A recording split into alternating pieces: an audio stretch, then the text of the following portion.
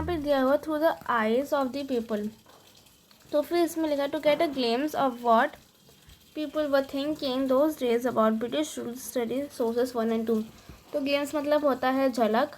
तो फिर इसमें लिखा कि पीपल क्या सोचते थे उसकी झलक देखने के लिए, मतलब कि उसका देखने के लिए कि पीपल क्या सोचते थे ब्रिटिश रूल के डेज़ में।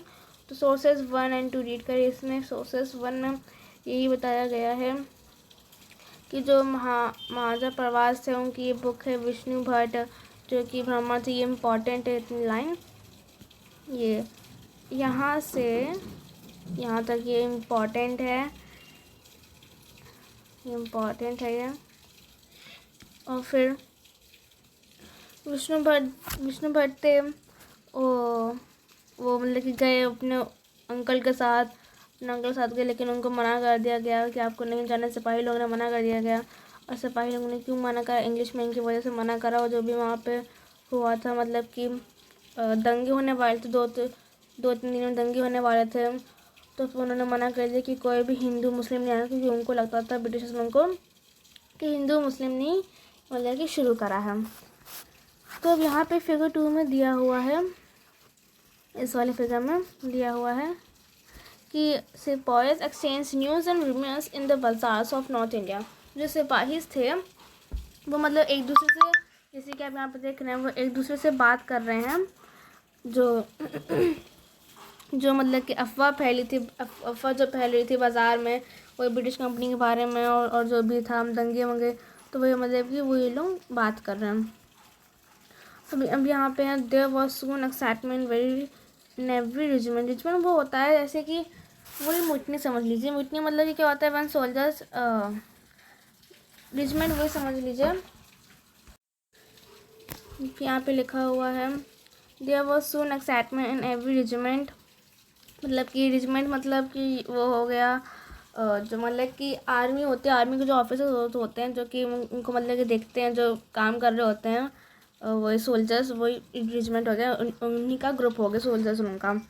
तो वो यहीं पे लिखा हुआ है कि मतलब कि इसी में अपने इंडिया में कुछ ऐसे लोग थे जो कि मतलब अपने मतलब कि जो ब्रिटिश लोगों की चापलूसी करते थे और अपने इंडिया के बारे में सब कुछ इन्फॉर्मेशन बताते थे जो भी है। तो यहाँ पे लिखा हुआ है इस पिक्चर में, देखिए यहाँ पे दिया हुआ है, ये पिक्चर है, इसमें लिखा हुआ रिबेल सिपोज एट मीटर attack officers enter their homes and set fire to buildings.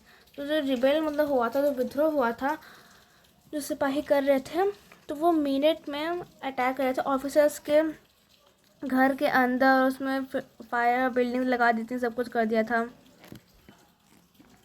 इन्होंने ये सब कर दिया था। फिर यहाँ पे लिखा हुआ है, वो सब लिखा हुआ है। फिर यहाँ पे कैट्रिजेस के बारे में आ जाता है। कैट्रिजेस वही होता है जैसे कि ये ऐसे कि मतलब होता था, मतलब कि एक तरह का वेपन होता था। तो मतलब कि वो इसी टाइप का गोल लगा होता था। तो यहाँ पे ऐसे कुछ लगा रहता था। तो फिर इसको सिपाही लोगों को वो देते थे ब्रिटिश लोग कि तुम लोग मतलब कि इसे मुंह से निकाल के तोड़ना होता था। मुंह से निकालते, जब उसको निकालते थे तब उसका ओपन हो जाता था, इसे फेंक के फिर मारते थे। लेकिन जो इसमें अफवाह फैल गई थी कि जो कैटरेज होते हैं, जो कैटरेज इसमें यहाँ पे जो ये है देखिए मुंह से तोड़ के निकालते थे। तो इसमें अफवाह फैली थी कि इसमें काऊ और पिग का फैट मिला हुआ है। तो जो हिंदूज लोग होते थे वो तो काऊ को वर्शिप करते थे, तो वो काऊ को कैसे वो कर लें। और जो मुस्लिम्स होते थे वो भी पिग को वो नहीं करते थे। तो फिर इनके मतलब कि ये इसी चीज़ का बहुत बड़ा विद्रोह हुआ था। तो इसी में ही आए थे सब लोग, सब मतलब कि फ्रीडम फाइटर्स ही समझ लीजिए, बहादुर शाह जफर, यही सब।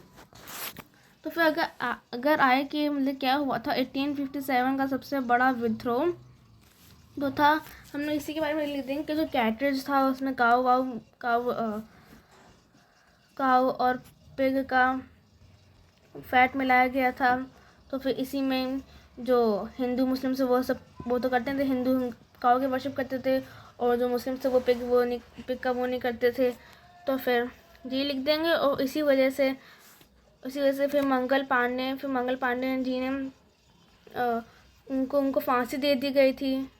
तो ये सब हम लोग पढ़ेंगे। तो इसमें ये सब लिखा हुआ जो कैरेक्टर्स था, फिर क्रिश्चियंस ने कैसे उनको टर्न करा था, हिंदू को क्रिश्चियंस में, ये सब लिखा हुआ है इसमें। फिर यहाँ पे आ जाता है अ मुटनी becomes a popular rebellion.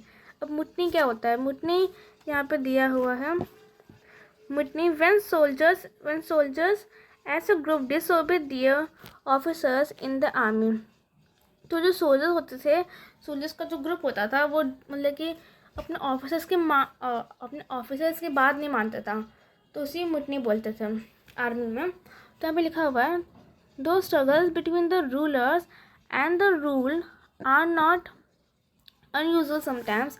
Such struggles become quite widespread as a popular resistance so that the power of the state breaks down। तो फिर यहाँ पे लिखा हुआ है कि जो स्ट्रगल्स थे, जो रूलर्स के और जो रूल देखिए वो ऐसे ही फालतू के नहीं थे। सम टाइम मतलब कि कुछ क्या होता था, जो स्ट्रगल्स होते थे वो ज़्यादा मतलब कि बढ़ जाते थे, मतलब ज़्यादा फैल जाते थे और ज़्यादा पॉपुलर हो जाते थे कि जो स्टेट की पावर है उसको तोड़ सकें, क्योंकि सब ने एक साथ मिलके करेंगे तभी होगा। फिर यहाँ पे लिखा हुआ a very large number of people being to believe that they have a common enemy and rise up against the enemy at the same time। तो फिर यहाँ पे लिखा हुआ है कि जो a very large number of people, देखिए बहुत ज़्यादा संख्या में जो लोग थे वो ये मतलब उनका ये बिलीव था कि जो उनका कॉमन एनिमी ब्रिटिशर्स ही हैं। तो फिर इन्होंने क्या करा, मतलब उनका कॉमन एनिमी ब्रिटिशर हैं, तो उन्होंने सोचा कि एक साथ मतलब कि अपने एक ही एनिमी को अपना वही शिकार बनाएंगे at the same time. For such a situation to develop, people have to organize, communicate, take initiative and display the confidence to turn the situation around। तो फिर इस सिचुएशन को डेवलप करने के लिए मतलब कि और सारे मतलब कि लोगों को जागरूक करने के लिए कि ब्रिटिशर्स वैसे कि वो लोग देख ही रहे थे उनके साथ क्या हो रहा था, तो उनको करने मतलब कि सभी लोग मतलब कि दुखी थे, गुस्से में थे। और तो इस करने के लिए तो उनको थोड़ा सा इनिशिएटिव लेना पड़ा, थोड़ा कम्युनिकेटिव करना पड़ा, थोड़ा कम्युनिटी वो बनानी पड़ी यहाँ पे, थोड़ा सा मतलब कि थोड़ा सा करना पड़ा, उन लोगों को जागरूक थोड़ा सा करना पड़ा। फिर वो लोग उनके अंदर कॉन्फिडेंस आया, फिर ये सिचुएशन हुई। फिर such a situation developed in the northern parts of India in 1857। अब ये इम्पॉर्टेंट है कि ये सिचुएशन कब हुई थी, नॉर्दर्न पार्ट्स ऑफ इंडिया में हुई थी 1857 में। After 100 years of conquest and administration, the English East India Company faced a massive rebellion that started in May 1857 and threatened the company's very presence in India। ये important है। The English East India Company faced a massive rebellion that started in 1857। important है, ये कब हुआ था? मई 1857 में हुआ था। तो फिर यहाँ पे लिखा ये सिचुएशन बनी नॉर्दर्न पार्ट्स ऑफ इंडिया में 1857 ये सिचुएशन तो फिर बनी। फिर आफ्टर जो 100 साल बाद जब बहुत ज़्यादा मतलब कि कॉन्क्वेस्ट और एडमिनिस्ट्रेशन सब देखने के बाद जो ईस्ट इंडिया कंपनी उन्होंने बहुत बड़ा विद्रोह देखा मई 1857 में देखा। और जो कि कंपनीज लेकिन जब इंडिया में थी उसी समय का। फिर यहाँ पे लिखा हुआ है sepoys mutinied in several places beginning from Meerut and large number of people from different sections of society rose up in rebellion. तो जो सिपाही थे वो मतलब कि टुकड़ों में जाके जैसे कि ग्रुप में मतलब कि ग्रुप बना लिए थे, जैसे कि ये इंडिया का ये मैप है तो मतलब कि ये ग्रुप बना लिए थे कि थोड़े लोग यहाँ जाएंगे, थोड़े लोग यहाँ जाएंगे, थोड़े लोग यहाँ करके ऐसे जाएंगे। तो फिर बिगनिंग में उन्होंने यही करा कि पहले मीरठ जाएंगे, लेकिन मीरठ से स्टार्ट करेंगे, beginning from Meerut and large number of people. तो मीरठ से स्टार्ट करेंगे ये, मतलब पहले मीरठ जाके करेंगे ये सब, फिर डिफरेंट सेक्शन मतलब सोसाइटीज में जाएंगे और फिर ये विद्रोह हम लोग जाकर करेंगे। फिर some regard it as the biggest armed resistance to colonialism in the 19th century anywhere in the world. क्योंकि 19th सेंचुरी का ये सबसे बिगेस्ट कॉलोनिज्म मतलब कि वही ब्रिटिश रूल के खिलाफ सबसे बड़ा हुआ था 19th सेंचुरी में ये हुआ था। तो फिर अब यहाँ पे पिक्चर दी हुई है, यहाँ पे आप देख रहे हैं कि ब्रिटिशर्स लोग फाइट कर रहे हैं, उनसे। तो फिर लिखा हुआ the battle in the cavalry lines. Cavalry मतलब कि कैवलरी यही हो गया, मतलब कि घोड़े के ऊपर बैठ कर, ऐसे घोड़े के ऊपर बैठा हुआ है, घोड़े के ऊपर बैठ कर हुआ था। On the evening of 3 July 1857 over 3,000 rebels came from Bareilly across the river Jamuna, entered Delhi and attacked the British cavalry post. The battle continued all through the night. फिर इसमें क्या हुआ, on the evening 3 July, evening की रात में, मतलब शाम की रात, मतलब शाम के समय 3 जुलाई को 1857 3,000 रिबेल्स मतलब विद्रोह हुए थे बरेली में, 3,000। और रिवर मतलब कि जमुना क्रॉस करके फिर ये लोग दिल्ली में एंटर हुए। फिर उन्होंने अटैक करा ब्रिटिशर्स के ऊपर जो कि कैवलरी की पोस्ट में थे, मतलब कि जो घोड़ा बड़ा करते थे, घोड़े के ऊपर बैठ के लड़ते थे। द बैटल कंटिन्यू ऑल दो द नाइट। जो बैटल थी वो पूरी रात हुई थी, पूरी रात हुई थी। तब इसमें यहाँ पे आते हैं फ्रॉम मेरठ टू दिल्ली। अब इन्होंने मेरठ से अब दिल्ली का सफ़र तय करा। तो फिर क्या हुआ, on 8 April 1857 a young soldier Mangal Pandey was hanged to death for attacking his officers in Barrackpore. क्या हुआ कि ये भी इम्पॉर्टेंट है, तो बहुत ज़्यादा, इतना पैराग्राफ तो पूरा ही इम्पॉर्टेंट है, ये पूरा पैराग्राफ बहुत ज़्यादा इम्पॉर्टेंट है ये। तो यहाँ पे लिखा हुआ है, पहले तो यहाँ पे तो ये इम्पॉर्टेंट है, ये फर्स्ट लाइन पूरी। तो यहाँ पे लिखा हुआ ऑन 8 अप्रैल, तो 8 अप्रैल 1857 में जो यंग सोल्जर थे मंगल पांडे, उनको मतलब कि hang to death for attacking his officers in Barrackpore. उनको मतलब कि फांसी की सज़ा दे दी गई, मतलब कि उनको फांसी पे चढ़ा दिया गया। किस वजह से, for attacking his officers in Barrackpore में उन्होंने ऑफिसर्स पे अटैक करा था, उन्हें मारने की कोशिश करी थी। तो यहाँ पे लिखा है सम डेज लेटर, कुछ दिनों बाद, some sepoys of the regiment at Meerut refused to do the army drill using the new cartridges. तो फिर कुछ दिनों बाद जो कुछ सिपाही थे जो रेजिमेंट के, वही रेजिमेंट में जैसे कि वही समझ लीजिए आर्मी हो गई, जो ऑफिस मतलब कि ये आर्मी के सोल्जर्स हैं और ये ऑफिसर इनको गाइड करता है, मतलब कि वही सोल्जर्स और ये आर्मी के कैप्टन, वही समझ लीजिए captain.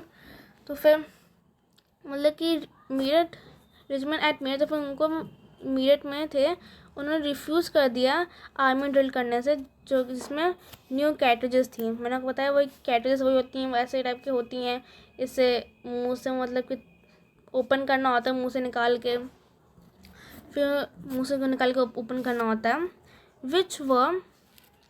which was suspected of being coated with the fat of cows and pigs। तो यहाँ पे which suspected with the coated of cows and pigs, जो कि माना गया था कि उसमें काऊ का और पिग्स का फैट मिला हुआ है, कोटेड हुआ मतलब कि कोट कर गई उससे। तो फिर 85 सिपाहीज वर डिसमिस्ड फ्रॉम सर्विस। तो फिर 85 सिपाही थे, उनको सर्विस से हटा दिया गया, 85 सिपाहीज को। And sentence to 10 years in jails and for disobeying the officers. और उनको बोल दिया गया कि 10 साल तक उनको जेल में रखा जाएगा, क्योंकि मतलब अपने ऑफिसर्स की बात ना मानने पर। This happen on 9 May 1857। तो ये इम्पॉर्टेंट है कि ये कब हुआ था, ये पूरा किस्सा कब हुआ था, 9 मई 1857 को ये हुआ था। तो अब यहाँ पे लिखा है the response of other Indian soldiers in Meerut was quite extraordinary. On 10 May the soldiers मार्च।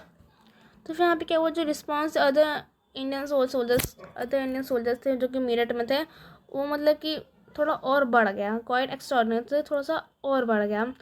फिर क्या हुआ, ऑन 10 में ये डेट्स जो यहाँ की लिखी हैं, जो ये पूरा paragraph from Meerut to Delhi से यहाँ तक, ये फर्स्ट पैराग्राफ तो बहुत इम्पॉर्टेंट है, सेकंड भी है, उसकी डेट्स भी इम्पॉर्टेंट है। तो on 10 May the soldiers marched to the jail in Meerut and released the imprisoned sepoys. फिर क्या हुआ कि जो 10 मई को जो सोल्जर्स थे ना, वो मतलब कि मार्च मतलब कि वहाँ पे गए मीरठ में। फिर मीरठ का जो जेल था जिसमें सिपाहीज को रखा गया था, उनको छुड़ा दिया। फिर they attacked and killed British officers. फिर उन्होंने क्या करा, मतलब कि वही इंडियन सोल्जर्स का जो ग्रुप था वो ये सब कर रहा था अदर सोल्जर्स के लिए, उनको मतलब कि जेल से रिहा कर दिया था। वहाँ पे मार्च करके गए, वहाँ पे जेल से उनको निकाल लिया था। फिर उन्होंने क्या करा, they attacked and killed British officers. फिर उन्होंने ब्रिटिश ऑफिसर्स के ऊपर अटैक करा और उन्होंने मारा। They captured guns and ammunition and set fire to the buildings and properties of the British and declared war on the Firangis. तो फिर उन्होंने जब वहाँ पे गए तो मार्च करके गए तो उन्होंने कैप्चर्स कर ली, गन्स को वो कर लिया और वहाँ पे फायर, उनकी बिल्डिंग से फायर लगा दी। तो बिल्डिंग्स में उन्होंने आग लगा दी।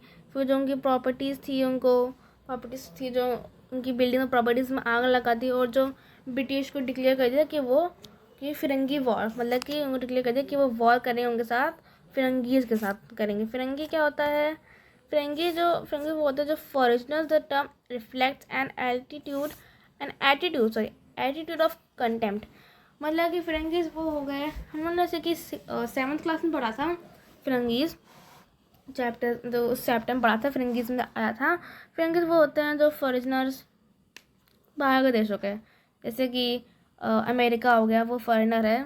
ब्रिटिश हो गया, ब्रिटिश समझ लो, ब्रिटेन, ईस्ट इंडिया कंपनी, ये सब। तो फिर उन्होंने फिरंगी फिर कहा कि the soldiers were determined to bring an end to their rule in the country. फिर सोल्जर्स को डिटरमाइन करा गया, लेकिन करा गया उनको कि ये मतलब कि इस कंट्री को हम ना उसको इनके रूल से, ब्रिटिश के रूल से ख़त्म करेंगे, ब्रिटिश के रूल अपनी कंट्री से। फिर but who would rule the land instead. लेकिन फिर उन्होंने ये सोचा कि लेकिन अगर हम लोग छुड़ा तो दें, देखिए अगर छूट गया फिर लैंड के ऊपर, जो हमारा जो लैंड होगा उसके ऊपर कौन रूल करेगा। फिर the soldier had an answer. उस सोल्जर के पास आंसर था to this question. The Mughal emperor Bahadur Shah Zafar. Soldier ने बोला कि जो मुगल एम्पर बहादुर शाह जफ़र मतलब कि राज करेंगे। लेकिन जो बहादुर शाह जफ़र थे ना, बहादुर शाह जफ़र यही है, बहादुर शाह जफ़र। लेकिन बहादुर शाह जफ़र था, उसी पिक्चर में देख सकते हैं कितने बूढ़े हो गए हैं, कितने 70-60 के हो ही गए होंगे उस समय, 70-60 के होंगे। तो मतलब थोड़ा सा बूढ़े हो गए थे, तो राज तो नहीं कर सकते, मतलब थोड़ा सा गाइड टाइप का मतलब कि कर सकते हैं कि आप ये करो, आप मतलब कि ये सब बहादुर शाह जफ़र हैं यहाँ पे, तो बोलते थे आप ये करो, मतलब कि सबको देते थे काम करने को। बहुत पावरफुल मुगल एम्पर थे वो। तो फिर यहाँ पर the sepoys of Meerut rode all night of 10 May to reach Delhi in the early hours next morning. वो जो सिपाही थे ना, वो मेरठ, जैसे कि मेरठ है और ये दिल्ली है, तो जो सिपाही थे वैसे कि मेरठ दिल्ली, जो सिपाही थे वो मतलब कि पैदल चल के गए, ऑल नाइट पूरी रात गए। फिर 10 मई को वो 10 मई को वो पहुँचे दिल्ली में, चलते गए, 10 मई को पहुँचे दिल्ली में, वो भी सुबह।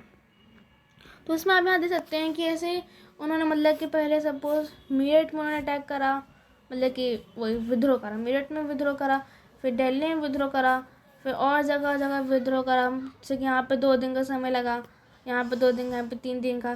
तो फिर ब्रिटिशर्स लोगों को मतलब कि मिल गया था, तो टाइम मिल गया था, तो उन्होंने सब जगह को जल्दी से के दबा दिया था।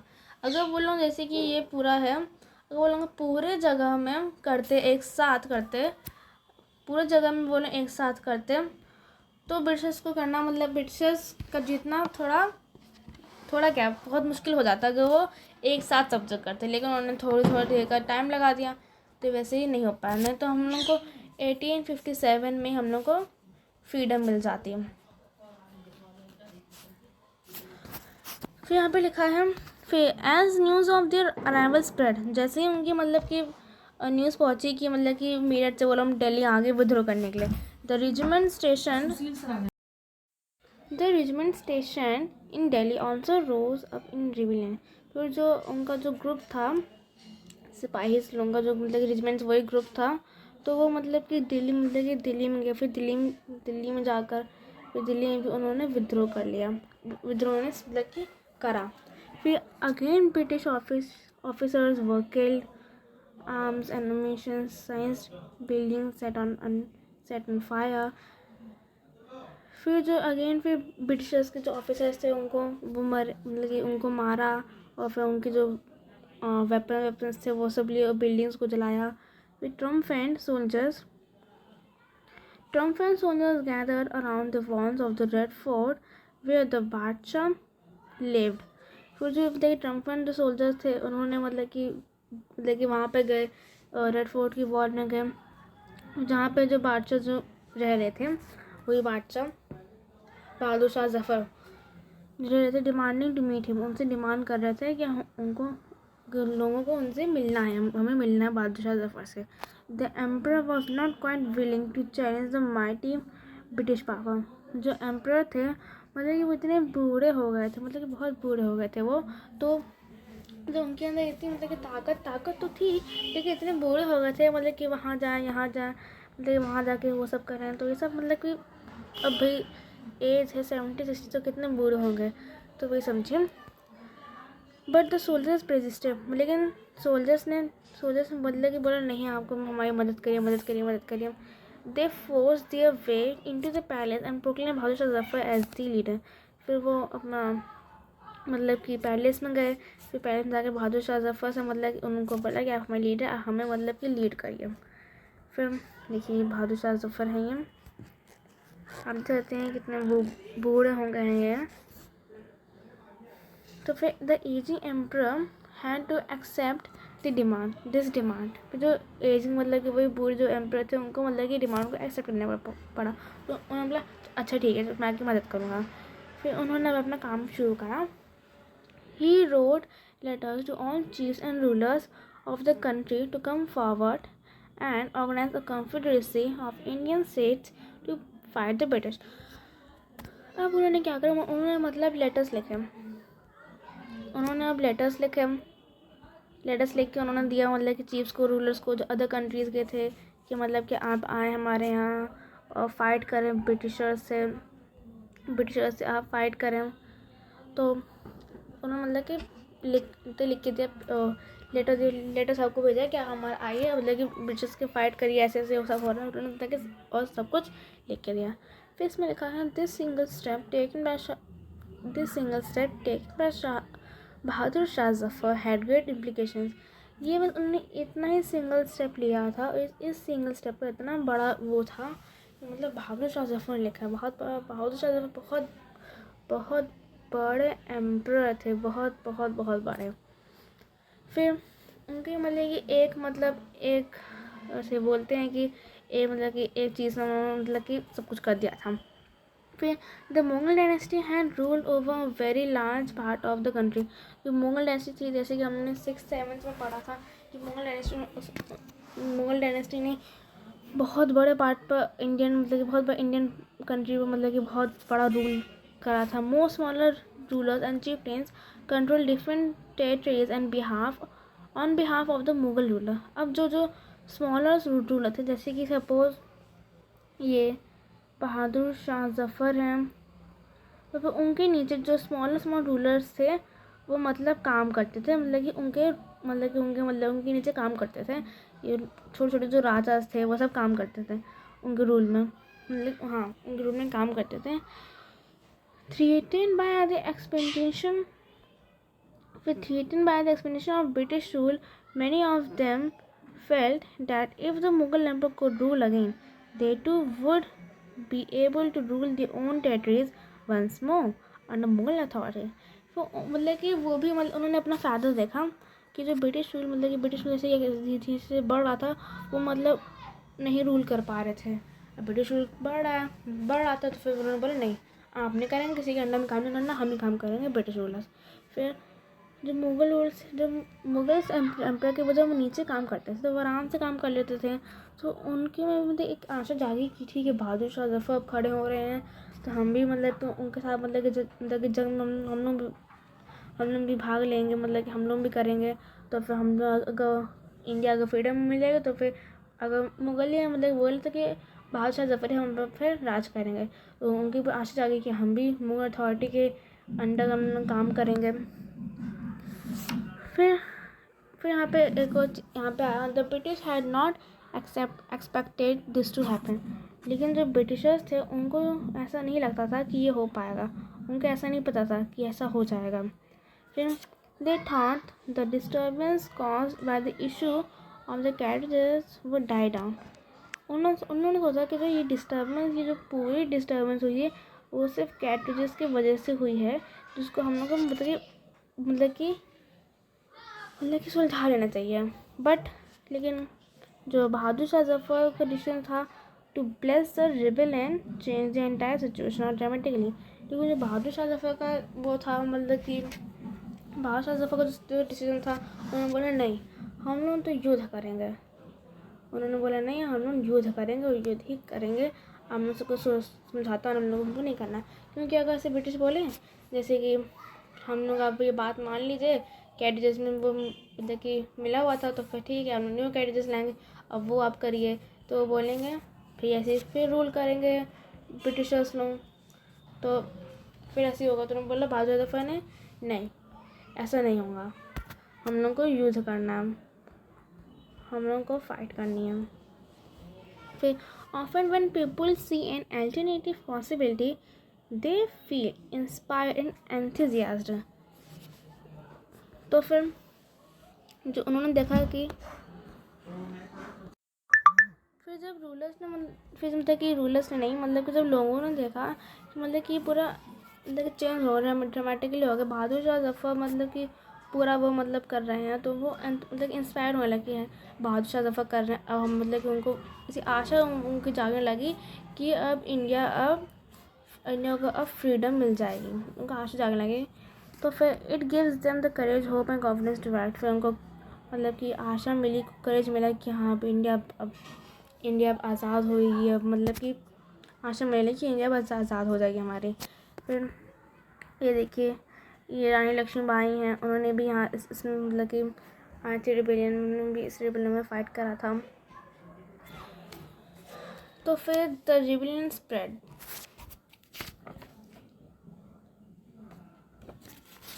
हमारा चैप्टर बड़ा हो गया है, तो हम लोग अब यहीं तक ही रखते हैं। तो हम लोग द रिबेलियन स्प्रेड्स, जो ये रिबेलियन स्प्रेड है, इसके ये हम यहीं तक ही रखते हैं। रिबेलियन स्प्रेड से हम लोग आगे क्या करेंगे। सो लाइक करिए, सब्सक्राइब करिए, कमेंट कीजिए और बताइए कैसा लगा आपको वीडियो। और इस वीडियो में मैं बता रही हूँ कि इस वीडियो में मैं आपको जो भी पढ़ाऊँगी उसके मैं इम्पॉर्टेंट नोट्स भी प्रोवाइड करूँगी और क्वेश्चन आंसर्स भी आपको करवाऊँगी। तो फिर देखिए और शेयर करिए। Thank you.